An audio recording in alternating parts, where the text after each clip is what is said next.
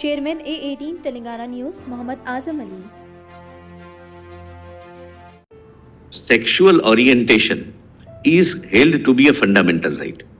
Someone is attracted, a man is attracted to man, that is considered to be his privacy issue, and he can enter into that kind of a sexual activity the way he thinks he gets the maximum satisfaction.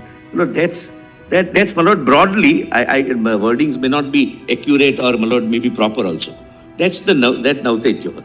Lord, kindly visualize a situation after 5 years down the line, based on this very thing, that from the beginning, I am attracted to those persons who are mentioned in the degrees of prohibited relationship. Incest is not uncommon in the world, and world over incest is prohibited. That I am attracted to my sister, I get, we are consenting adults, we are entering into activities within the privacy, and we claim our right of autonomy, our right of choice, and our right of doing something in private domain.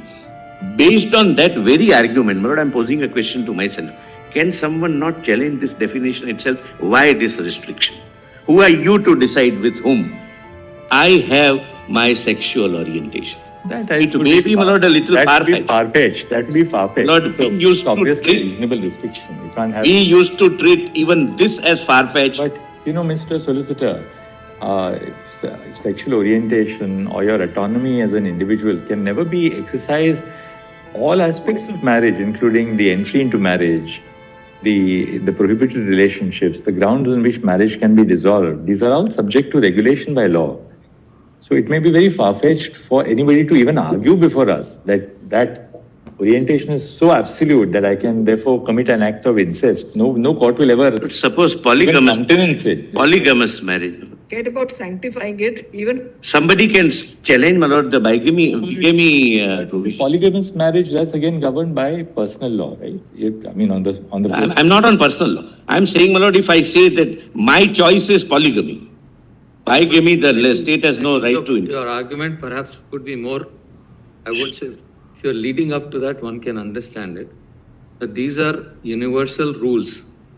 I think we can all agree that these are universal rules. Now, as long as they were not codified, they were accepted. And that was the law, that was the norm. That they had a normative effect. Why did the state get into it? The states thought this as a universal norm. Now, therefore, I think if you're building up and saying there is a state interest in this relationship, one can understand. What if you're driving at that this is where the state comes in? But that's my submission. I think their position too was conceded that when it comes to age also that there is a state interest. So there is no field which is completely autonomous in that sense. Correct. Even within the marriage bond, there are certain interests of the state which are legitimate, let us say. That is, in the second limb of my submission is going to be that state has no business to regulate social personal relationships. It is only in exceptional cases where the state... That would be also very an extreme statement of law. If they have made that statement... I'm saying something else, I'll just complete that. State has no business as a proposition to regulate any social personal relationship. That statement your lordships are saying is not it's an absolute statement. But I'm on an extension of that statement, that the state can regulate certain relationships if the state feels that it's in legitimate state interest to do so. But therefore, marriage was not a regulated social relationship. But the state, in its legislative policy wisdom, decided that we will regulate, and we can regulate only if we recognize, and therefore under the Hindu Marriage Act or any other marriage act, we recognized and regulated.